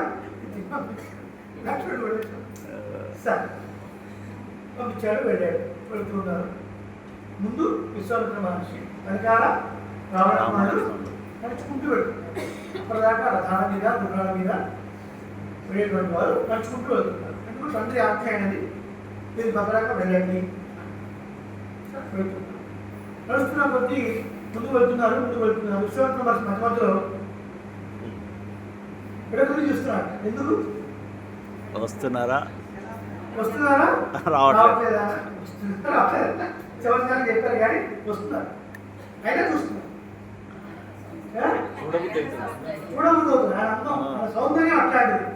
ఇట్లా విశ్వామిత్ర ఆ పురుషం మోహనరూపాయ, పురుషులకు కూడా ఇంకా మోహన కలిగించేటువంటి, పురుషులకే అంత మోహం వస్తుందంటే ఇది రాలాంటి వస్తుంది అని అర్థం. ఇంకొక అర్థం సకల జీవులకు ఆనందాన్ని కలిగించారు. అలా విశ్వామిత్రుడు తిరిగి చూస్తుంటే రాముడు సిగ్గుపడుతున్నాడు. అంటే పదే చూసి సిగ్గుపడుతున్నా పడమాడు అంతా చూస్తున్నాడు అనమాట. అంటే ఎందుకు చూస్తున్నాడంటే పరబ్రహ్మ తత్వం యోగి ఉద్యాన గమ్యం అని విశ్వాసంలో వస్తుంది. 100,000 సంవత్సరాలు మూసుకొని తపస్సు చేసినా ఎప్పుడుకో ఒకసారి వైకుంఠం వస్తుంది. అది కూడా ఈ భూమి మీద ఈ శరీరం ఉండగా మనం వెళ్ళి సేవించలేము. ఈ శరీరం పెట్టుకోవాలి. ఈ జీవుడు ఇంకో శరీరాన్ని తీసుకొని ఆ లోకంలో శ్రీమన్నారాయణ లాంటి దేహంతో శ్రీమన్నారాయణ చూడాలి. ఈ దేహంతో ఉండగానే ఆ శ్రీమన్నారాయణ ఈ రూపంలో వచ్చాడు కదా. ఇంత భాగ్యం ఎవరికైనా ఉంటుందా? ఇంత భాగ్యం ఎవరికైనా ఉంటుందా? కదా ఈ భాగ్యం దొరికింది. మళ్ళీ చూస్తున్నాడు. కలిగి తీరా చూస్తున్నాడు విశ్వామిత్ర మహర్షి కదా. వేదవేత్తే పదే గుంసి జాతే జగదాత్మలే. కాబట్టి వేదము చేత కొనియాడబడేటువంటి వాడు, వేదము చేత తెలియజేసినటువంటి ఆ పరమ పురుషుడు ఒక రూపాన్ని ధరించి నడుచుకుంటూ వస్తున్నాడే. ఎంత భాగ్యం. నడుచుకుంటూ వెళ్ళారు. రాత్రి అయింది, పడుకోవాలి. నో కర్లాలు పడుకులు లేవు, స్లీప్ గనా లేవు. ఏముందని అక్కడ ఏదో గడ్డి, ఆ గడ్డి పరిచాడు. రామ నీ పెట్టి పడుకో అన్నాడు. ఓకే, రాముడు ఎప్పుడు పడుకున్నారు. విశ్వామిత్ర మహర్షి తెల్లవారు 3:30, 4 గంటల ప్రాంతంలో లేచాడు. మన దేవరాలు చేసిన కర్మలు ఉంటాయి, మనకేముంటాయి? ఎప్పుడు కాఫీ వస్తుందా, ఎప్పుడు టీ వస్తుందా, ముందు ఫస్ట్ వాట్సాప్, తర్వాత టీ కాఫీ, ఇంకేవో చేయాల్సిన కర్మ విద్యుక్త కర్మ. ముందు లేవగానే వక్తవ్యో భగవాన్ హరి, హరినామాన్ని ఒక 7 సార్లు చెప్తాం. హరి హరి హరి హరి హరి హరి హరి అని 7 సార్లు హరినామాన్ని స్మరించి కాలు పెట్టుబడుతూ భూమిని నమస్కరిస్తూ శ్రీరంగం మనకు ఏ దిక్కులో ఉంటే ఆ దిక్కు. మన తెలుగు వాళ్ళకి దక్షిణ దిక్కులో ఉంటుంది. దక్షిణ దిక్కులో, మిగతా వాళ్ళు ఉత్తర దిక్కులో ఉంటే ఉత్తర దిక్కులో తిరిగి 7 అడుగులు వేసి శ్రీరంగనాథుని స్మరించారు. ఎందుకు అంటే సప్త ప్రాకార మధ్య సన్నాదులు, సప్త లోకాల పైన వైకుంఠనాథుడు, ఆ వైకుంఠనాథుడే ఈ రంగనాథుడు. కాబట్టి ఎప్పటికైనా మనం ఆ వైకుంఠం వెళ్ళాలి. కాబట్టి ఆ శ్రీరంగాన్ని సేవిస్తూ 7 అడుగులు వేస్తూ ఆ తర్వాత కాలకృతాలు చూస్తూ వెంటనే సంధ్యావందన కార్యక్రమం చేయాలి. సో పగటి పూట చేసేటువంటి పనులకు ఆధికము అని పేరు. ఇప్పుడు ఆ శ్లోకం సేవిద్దాం. Page number 21. Page number 21. Kausalya సుప్రజా రామ కౌసల్యా సుప్రజా రామ పూర్వా సంధ్యా ప్రవర్తతే పూర్వా సంధ్యా ప్రవర్తతే ఉత్తిష్ఠ నరసార్దూల ఉత్తిష్ఠ నరసార్ధూల కర్తవ్యం దైవమాంధికం కర్తవ్యం దైవమాంధికం ఆంధికం ఆకిన నా ఉన్నప్పుడు నా పలికి నా పలికి ఆహ్నికం అని పడుతుంది. ఆంధికం జాహ్నవి కరెక్టా? జాహ్నవి ఉల్లంఘితో శరీరం శరీరం యశోక వంధి యశోక వంధి జనకాత్మకాయ ఆకిన నా నా మా ఇది వచ్చిన ముందు గుర్తుపడతారు. ఆకింద మా ఉన్న బ్రాహ్మణులు అని పడుతున్నాం. బ్రాహ్మణులు అనగానే బ్రాహ్మణులు. ఈ శ్లోకం యొక్క అవతారం మనం ఇప్పటిదాకా చెప్పుకున్నాం. ఈ శ్లోకం ఏం చెప్తుంది? వ్యాఖ్యానం చేసుకున్నాం. గ్రంథము వచ్చాడు విశ్వామిత్ర మహర్షి. విశ్వామిత్ర మహర్షి వచ్చాడు. తెల్లవారికి పడుకున్నాడు. పడుకున్నప్పుడు రామలక్ష్మణుడు లేపడానికి వచ్చాడు. మొదలు పెడుతున్నాడు. లేపడానికి వచ్చినటువంటి విశ్వామిత్ర మహర్షి రామాలే అనకుండా కౌసల్యా సుప్రజ ఏంటండి? కౌసల్యా సుప్రజ లేవచ్చు కదా. అర్థం ఏంటి? కౌసల్య యొక్క సుప్రజ మంచి కుమారుడు. ప్రజ అంటే పబ్లిక్ అంటాం ఒక రకంగా. ప్రజ అంటే సంతానం అర్థం కూడా ఉంది. రెండు రకాల అర్థాలు చాలా చోట్ల ఉంటాయి కదా. అన్ని భాషల్లో ఉంటాయి. ప్రధానికి కొన్ని అర్థం, అనేక అర్థాలు, మన అర్థాలు ఉంటాయి. ఇక్కడ కౌసల్యా సుప్రజ, కౌసల్యాదేవి యొక్క ఓ చక్కని సంతానమా ఎవరు? రామా. పూర్వ సంధ్యా ప్రవర్తతే, గురువు తెలవారుతున్నది. ఉత్తిష్ట లేవలసినది. నరసార్దూల నరులలో శ్రేష్టమైన ఓ రామ. కర్తవ్యం దైవమాంధికం, భగవాను చేత విధింపబడినటువంటి కొన్ని కర్తవ్యాలు ఉన్నాయి, అవి చేయాలి. లే రామా అని శ్లోకం యొక్క అర్థం అండి. శ్లోకం యొక్క అర్థం పూర్తి. ఇప్పుడు వ్యాఖ్యానం లేదు. నిద్రలేపడానికి వచ్చిన విశ్వామిత్రుడు ఎందుకు కౌసల్య సుప్రజాన్ని కీర్తిస్తున్నాడు అంటే భగవంతుడి యొక్క దివ్యమంగళ విగ్రహం అట్లాంటిది, ఆయన రూపం అట్లాంటిది. ఇందాక చెప్పుకున్నాం కదా. ఆయన ఎట్లా ఉన్నా, ఎక్కడున్నా, ఏ పోస్ట్లో ఉన్నా, ఏ పొజిషన్లో ఉన్నా ఎప్పుడు చూసినా చూడాలి చూడాలి చూడాలనిపించేవాడు తప్ప బోరుకొట్టేవాడు కాదు. అటువంటి వాడు ఏమైందా ఈ రాత్రి అంటే పడుకోవాలి. ఏం పడుకోవాలి? గడ్డి మీద పడుకోవాలి. రాముడా గడ్డి మీద పడుకోవాలి. పక్కన నేనుగా గడ్డి మీద పడుకుంటాడు రాముడు. పక్కన నేనుండగా రాముడు గడ్డి మీద పడుకుంటాడా అని అనుకున్నాడు లక్ష్మణుడు. ఎవరి లక్ష్మణుడు? ఆదిశేష స్వరూపం. వెంటనే ఆదిశేషుడు అయిపోయాడు. ఆదిశేషుడు అయిపోవాలి. రాముడు హాయిగా పడుకుంటాడు. ఆదిశేషుడి మీద సప్త ప్రాకార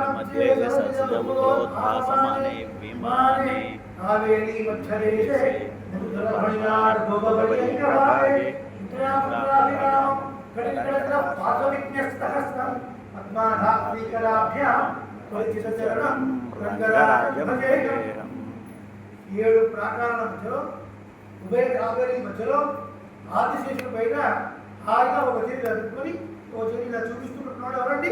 రంగనాథుడు. కాబట్టి లక్ష్మణుడు ఆదిశేషుడు అయిపోయాడు. ఆ ఆదిశేషుడి పైన ఆయన రంగనాథులాగా పౌడిస్తున్నాడు. అంత దివ్యమైన విగ్రహాన్ని చూసి లేపాలనుకున్నవాడు కీర్తిస్తున్నాడు. దీన్ని వడ్డిస్తారు ఆడవాళ్ళు ఆచార్యుడు. ఆడవాళ్ళు పక్కన వడ్డించినప్పుడు ఇల్లు వ్యాఖ్యానం కొన్ని చోట్ల వస్తుంది, తిరుపాలు కూడా వస్తుంది. మనకి భోజనం మీద కూర్చున్నవాడు భోజనాన్ని ఆరగించకుండా ఈ రుచి ఎంత బాగుంది, ఈ గులాబ్ ఎంత బాగుంది అని అనుకున్నట్టుగానే లేపడానికి వచ్చినటువంటి వాడు విశ్వామిత్ర మహర్షి కౌసల్య సుప్రజ అని కీర్తిస్తాడు. కౌసల్య యొక్క అద్భుతమైనటువంటి ఒక సంతానమా అని కీర్తిస్తున్నాడు. అంటే ఏంటి? అక్కడ సాక్షాత్తు ఆదిశేషుడి పైన శయనించి ఉన్న రంగనాథుడి వంటి ఒక దృశ్యం లేదా పాలకడిలో పడుతున్న దృశ్యం ఎట్లయినా అనుకోండి. అలా సేవ సాధిస్తున్నాడు రావణ వాడు. కాబట్టి లేపడానికి వచ్చినటువంటి వాడు ఇది నా భాగ్యం. ఇటువంటి దర్శనాన్ని కలిగించడానికి కారణం కౌశల్య కదా. కౌశల్య గర్భంలో చూపించినటువంటి చక్కటి పుత్రుడా ఓ రమ్మ. దశరథ చక్రవర్తి కౌశల్య వీళ్ళిద్దరూ కలిసే కదా తపస్సు చేసింది, కలిసే కదా యజ్ఞాలు చేసింది. మరి దశరథ చక్రవర్తి పేరు లేకుండా కేవలం కౌశల్యనే చెప్తున్నాడు ఏమిటి విశ్వామిత్ర మహర్షి అంటే ముందు పంపిస్తా అన్నవాడు ఏ కేవలం కోరుకోడని తర్వాత పంపించకుండా వశిష్ఠుడు చెప్తే అప్పుడు ఒప్పుకున్నాడు. కానీ కౌశల్య మాత్రం వెంటనే నీకు భద్రం వస్తే మంగళమవుగాక వెళ్ళు ఆయన అని. కాబట్టి దశరథ చక్రవర్తి కన్నా కౌశల్య అంటే ప్రీతి ఎక్కువ. కాబట్టి కౌశల్య సుప్రజ అని ఒక అర్థం. ఇంకొక అర్థం అత్యధికంగా గౌరవించబడేటువంటి వారు ఎవరు అన్న ప్రశ్న వస్తే వేదం ఒక మాట చెప్పింది. వేదంలో ప్రధానంగా గౌరవించే వ్యక్తులు ఎవరు అని చెప్పినప్పుడు సామాన్యంగా పురాణం చెప్పింది. ఆ సామాన్యంగా చెప్పే వర్షం ఏమిటి అంటే మాతృదేవో భవ, పితృదేవో భవ, ఆచార్య దేవో భవ, అతిథి దేవో భవ. తల్లిని దైవంగా భావించి తల్లిని దైవంగా వేద ప్రక్రియలో కూడా ముందు తల్లి ప్రస్తావన వచ్చింది. కాబట్టి కౌశల్య సుప్రజ. కొడుకు విషయంలో సకలమైన పరిచయం చేయడానికి చేసేది ఇష్టపడేది ఎక్కువ తల్లియే. కాబట్టి అలా పురస్కరించింది. ధర్మశాస్త్రం ఏం చెప్తుందంటే తండ్రి కన్నా 100 రెట్లు తల్లికి ఎక్కువ వైభవం అని ధర్మశాస్త్రం చెప్తుంది. ఆ రకంగా చూసుకున్నా తల్లి వైభవం. ఇగో ఇన్ని రకాలుగా కౌశల్య అని ముందు స్టార్ట్ చేశాడు. సుప్రజ చక్కటి సంతానము అన్నాడు. ఓ చక్కటి సంతానమా? చక్కటి సంతానం ఎప్పుడు ఉంటాం మనం? ఎవరైనా మనం ఉండి ఆహా ఎంత మంచి కుటుంబం ఉన్నారండి అని ఎప్పుడు అంటారండి? చెప్పిన మాట, తల్లిదండ్రులు చెప్పిన మాటని చక్కగా పాలిస్తే అప్పుడు మంచి సంతానం అంటారు. ఇప్పటి కాలంలో చాలా కష్టం కదా. తల్లిదండ్రుల మాట విన్నా చాలా చాలా కష్టం. రాముడు ఎవరు రామాయణం అందుకు సేవించారు. శ్రీరామాయణం ఎందుకు సేవించాలంటే శ్రీరాముడు అనేక ధర్మాన్ని నేర్పాడు. అందులో ముఖ్యంగా పెద్దల మాట వేవలేను అన్న ముఖ్యమైన ధర్మము, తల్లిదండ్రుల మాట వేవలేను అన్న ఒక ముఖ్యమైన ధర్మం. పిల్లలందరూ ఫోన్లు అవి చూడకుండా ముచ్చట పెట్టుకోవడం వినాలి, చాలా ముఖ్యం. మంచి సంతానం అని ఆడపిల్లలు కానీ మగపిల్లలు కానీ ఎప్పుడు కీర్తిస్తారు చెప్పండి నాన్న.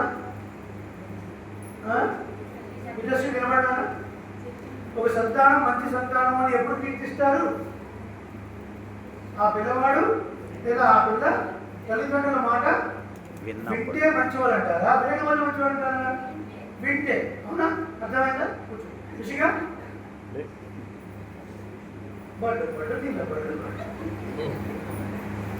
మంచి పిల్ల, మంచి పాప, మంచి కుమారుడు ఎప్పుడంటారు చెప్పినాడు? ఎప్పుడంటారు? అమ్మ చెప్పు. అమ్మ నాన్న స్పీకర్ మైక్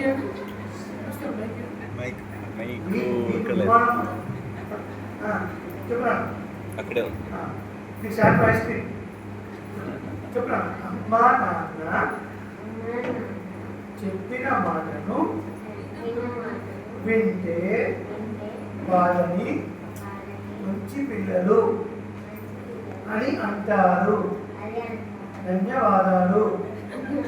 సాయంత్రం ఐస్ క్రీమ్ లేదు లేదు ఇప్పించండి. ఇప్పించకపోయినా ఏమనుకుంటారు? Very good. కూర్చో. వాడు 7 మాటలు ఏంటి? తల్లిదండ్రులు చెప్పిన మాట వింటే మంచి సుప్రజ, ప్రజా సంతానం. అటువంటి ప్రజల మాట వినేటువంటి ఓ రామా, ఓ రామా. ఈ మాట దగ్గర ఒకసారి మీరు ఆగి ఆలోచిస్తే తల్లి తండ్రి అన్నాడండి. తల్లి ఎవరు రాముడికి? కౌశల్య. తండ్రి దశరథ మహారాజు. దశరథ చక్రవర్తి. కానీ అడవులకు వెళ్ళమని చెప్పింది ఎవరు? కైకేయి. కైకేయి తల్లా తల్లా? తల్లి. లక్ష్మీ రామాయణంలో వస్తుంటాడు. కైకేయి ప్రియ కారణాత్, కైకేయి సంతోషం పరచడం కొరకు రాముడు అడవులకు వెళ్ళాను.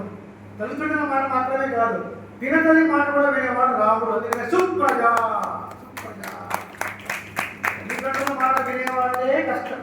ఇంకా పిల్లలని మాట కూడా ఉంటాడు అంటే బాబాయ్ పిల్లి మాట కూడా ఉంటే కష్టం. ఇటువంటి సంతానము సంధ్యా ప్రవర్తనే తరతర వాడుతుంది ఆయన దేవాలి దేవాలి. ఎప్పుడు లేవాలి మనం తెల్లవారుజామున 7:30 కలాలంటున్నారు కొంతమంది. ఆ తెల్లవారుజామున అంటే ఇక 3:30 4:30 కనీసం 5 అట్లీస్ట్ 5:30 ఫస్ట్ కేస్ 6 ఇప్పుడు అలసిపోయినప్పుడు అంటే ఓకే అండి. ప్రతిరోజు మరి 7:30 కలాలంటున్నది తెల్లవారుజామున లేవాలి. ఎందుకంటే అది సత్వగుణ పరిపూర్ణమైన కాలం. ఆ కాలంలో మనం చదివే ఒక శ్లోకం కానీ భగవన్ నామం కానీ చాలా గొప్ప ఫలితాలు ఇస్తుంది మనకి. సత్వాత సత్యాగే జ్ఞానం అంటారు. కాబట్టి ఆ తర్వాత వాడుతున్నారు ఆయన ఉత్తిష్ట నరసార్థుల ఉత్తిష్ట లేవలసినది నరసార్థుల. సార్థులం అంటే పెద్ద పొడి, నలుగురు అంటే మానవుల్లో పెద్ద పొడి లాంటి వాడా అని అర్థం కాదు. మానవుల్లో శ్రేష్టమైన వాడ. శార్దూలము సింహము అనే పదము శ్రేష్టత్వాన్ని చెప్తుంది. కర్తవ్యం దైవమాధికం. దేవుడు భగవంతుడు ఆజ్ఞారూపంగా వచ్చేటువంటి వేదము చెప్పినటువంటి కర్తవ్యాన్ని మనం చేయాలి. సంధ్యావంతం అగ్నివంతం చేయాలి. అదొక అర్థం. రసమైన అర్థం భగవంతుడు అయినటువంటి నిన్ను సేవించడం కొరకు నువ్వు లేవాలి. భగవంతుడు అయినటువంటి నువ్వు సేవించడం కోసం అంటే ఏంటి? భగవంతుడైన నిన్ను సేవించడం నా కర్తవ్యం కాబట్టి నువ్వు లేవాలి. అర్థమవుతుందా? చెప్పండి. విచిత్ర దేహ సంపత్తి ఈశ్వరాయ నివేదితం. విచిత్రమైనటువంటి ఈ శరీరం, విచిత్రమైన శరీరం అంటే అంగములతో కూడినటువంటి జ్ఞానేంద్రియాలు కర్మేంద్రియాలు అన్నీ కలిగి ఆరాధన చేయవచ్చు, మంత్రము చెప్పవచ్చు, పాట పాడి భగవంతుడిని ఆనందం చేయవచ్చు, నాట్యం చేసి కూడా భగవంతుడికి సేవ చేయవచ్చు. ఇన్ని రకాల విచిత్రమైనటువంటి ఈ అవయవాలు ఒక మానవుడు తప్ప ఇంకెవరికైనా ఉన్నాయండి? ఎంత గొప్ప సంపద! ప్రతి వాడు లక్ష్మీ సంపన్నుడు. లక్ష్మీ సంపన్నుడు అంటే కోట్లున్న వాడు లక్ష్మీ సంపన్నుడు కాదు, ఖరీదైన కారులో ఉన్న అర్థం కాదు. సరి అయిన ఇంద్రియాలు కలిగి ఈ ఇంద్రియాలతో పరమాత్మని ఎన్ని రకాలుగా వీలైతే అన్ని రకాలుగా ఆరాధించేవాడు లక్ష్మీ సంపన్నుడు అంటారు. అది లక్ష్మీ సంపన్నుడు కదా. కాబట్టి విశ్వమిత్ర మహర్షి భావన ఒక రకంగా చూస్తే రామను లేవాలి, మన కర్తవ్యం ఏమిటి? సంధ్యావందన కార్యక్రమాలు చేయాలి. రసమైన అర్థం ఏంటంటే దేవాది దేవుడు నువ్వునైనా నాకు ఈ శరీరం వచ్చి దేని వరకు నిన్ను ఆరాధించడం వరకే వచ్చింది కాబట్టి ఓ రామ నువ్వు లేవాలి. ఉత్తిష్ట నరసార్థుల కర్తవ్యం. ఇంకొక రకమైన రసమైన అర్థం నరసార్థుల. శార్థులం అంటే పెద్ద పేరు చెప్తున్నాను కాబట్టి రామ నువ్వు లేచి ముందు ముందు రాక్షస సంహారం చేయాలి, దుర్మార్గం రాక్షసుని చీల్చి చెండాలి కాబట్టి నరసార్థుల. శార్థులం అంటే పెద్ద పేరు అట్లా అన్నారు. ఒకటి 13